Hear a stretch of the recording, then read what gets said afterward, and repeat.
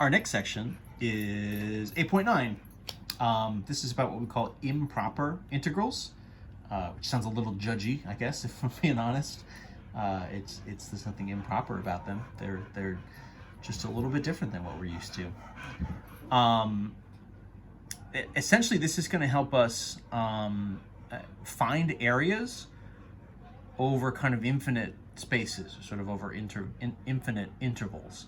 So we want to be able to sort of deal with integrals over infinite intervals. So that is, if I was trying to find an area, rather than a region from 1 to 10, what if I wanted to go from 1 all the way out to infinity? I want the area under the curve all the way from 1 out forever.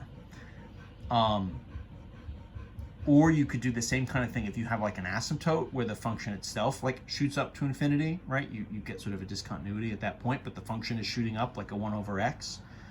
You can also use some of these techniques to be able to find the area under the curve, like heading up to that asymptote, right? As the function kind of shoots up to infinity and kind of increases or sort of drops without any kind of bound on it. Conceptually, this might all sound a little bit strange, right? Because you're saying, okay, I have an integral over an infinite space, so shouldn't that mean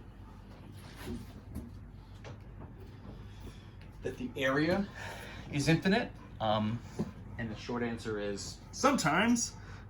Sometimes it is. But I guess the longer area is sometimes it is and sometimes it isn't. The longer answer? Did I just say the longer area? Anyway, as with any good question, the answer, of course, is it depends. So what we're going to do is we're going to use limits to help us evaluate some of these things. And honestly, I think it kind of, the setups go in about the most obvious kind of way you would expect. So what we're going to do is say the integral from a to infinity of f of x dx, right? So we just have kind of a regular function, and if I want to do the integral from some value a out to infinity, right? So infinitely far out to the right. In some sense, the issue here is, if I try to do this and find the antiderivative and then I use my fundamental theorem and I sub in the top and I sub in the bottom, infinity just isn't a number, right? I can't just plug in infinity. Unless, kind of wink, wink, nudge, nudge, what if I do a limit instead? So let's do the limit as b goes to infinity of the integral from a to b of f of x dx. So our workaround here is to essentially just kind of insert a limit in a way that means that we still have kind of two boundary numbers here on the integral. And then we'll just kind of pop a limit out in front that sort of says, okay, great. So now you have kind of two quote unquote numbers, right? The second one is just going to be the b value here is just sort of a dummy variable. So you have two values, a number and a variable. You can plug in, and then from there, what you'll do is just sort of evaluate this limit as that b value goes to infinity. This kind of honestly might seem like much ado about nothing. This is kind of like, why couldn't I just sub in infinity to begin with? You might run into some limit issues. You might have to use the L'Hopital rule kind of stuff that we were doing before. And hint, it's just sort of why we sort of have that section in here. But in some sense, it will probably still kind of behave as expected. You do get some interesting results. You could also sort of do this from the other side.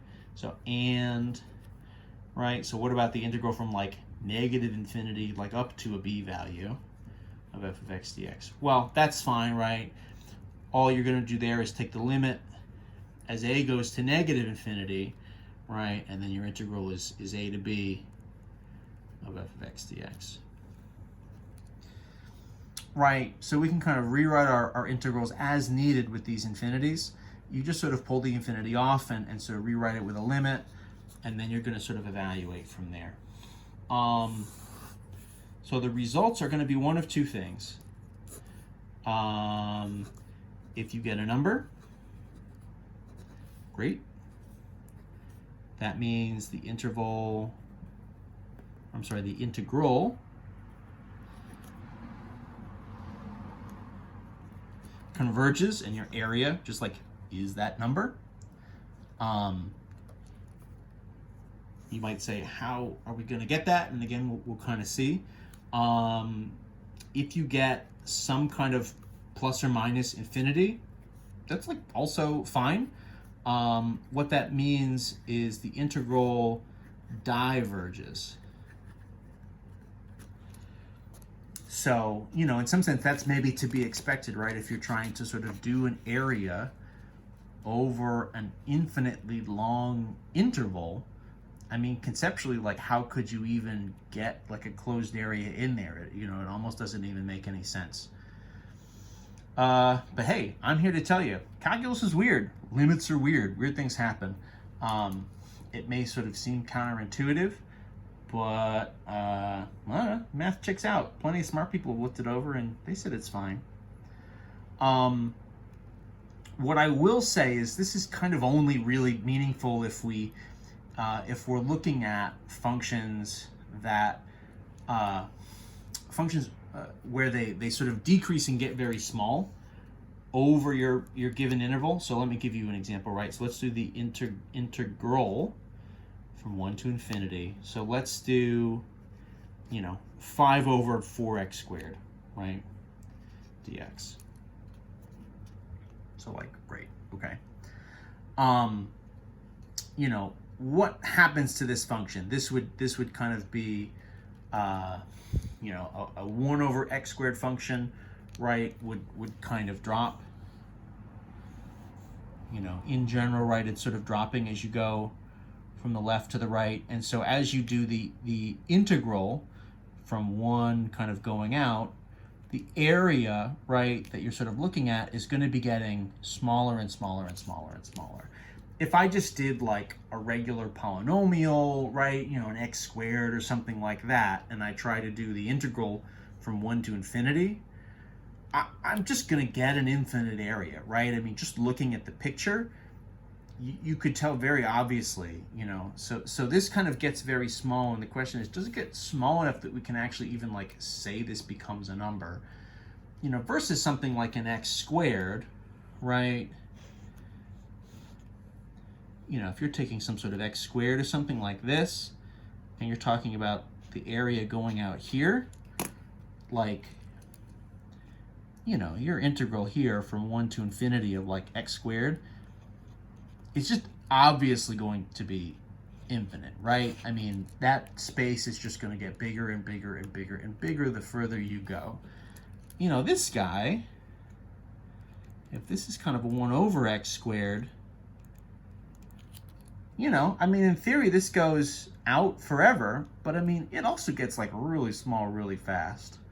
So like, I don't know, does it get small enough that like it could be a number? Is it kind of in the ballpark? So let's just like do some calculus here. Let's just use this setup, and let's just see. We can stop speculating. Let's just like try the thing and see what happens. So what we said here is just this pretty simple change up, right? I want the limit. So this was the b value right up top. So b is going to infinity. My integral goes from 1 to b. And this, of course, let's just sort of rewrite this, right? This is 5/4 x to the minus 2. I'm just going to sort of write it. We're going to start to do this integral, so we're going to need it rewritten with the exponent instead. This is just nice power rule stuff, right? Add 1, divide by my new power. So limit, b goes to infinity. The limit is just like right at the very end. I'm not even going to really bother thinking about it until then. 5/4, right? So x. So add 1 is minus 1, so then divide by minus 1. And that's going from 1 to b. So if I start to sub this in, again, don't do the limit yet. The limit is like the last thing that we're going to do. Don't try to do anything yet. How would I write this? Let's call this, so this is like negative 5 over 4 times b to the 1, right? Or I'm sorry, x to the 1. Whoops. This is still x at this point. X to the minus 1 means 1 over x. The negative one here just makes this negative. So negative 5 over 4x from 1 to b. So if I sub in my b and my 1, b goes to infinity, so then this is going to be like negative 5 over 4 times b minus negative 5 over, 4 times 1. Something kind of like that. So now that my values are in, I guess maybe I'll say one last cleanup before I start to sub this in. So this is negative 5 over 4b. This is plus 5 over 4. Something kind of like that. Okay, so what happens? So then my limit as the b value goes to infinity, so then this is going to become negative 5 over 4 times infinity. 4 times infinity, of course, is infinity. Plus 5/4. So this is kind of 5 over infinity. That's just going to be 0, right? Anything where you've got a number divided by infinity, negative, a negative number, but whatever. If it goes to 0, it goes to 0 from the left.